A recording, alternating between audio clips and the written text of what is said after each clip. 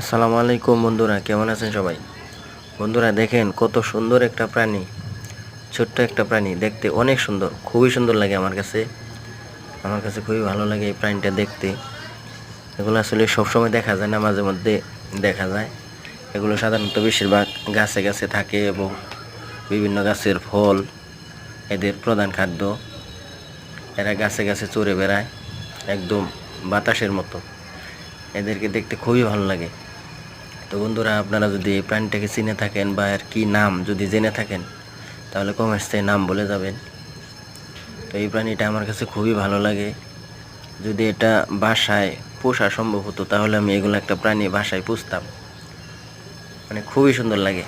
দেখেন বন্ধুরা কেমন করতেছে গাছের ডালে ডালে। এরা খুবই চঞ্চল প্রকৃতির একটা প্রাণী, এরা খুব দ্রুত চলে। ধন্যবাদ সবাইকে।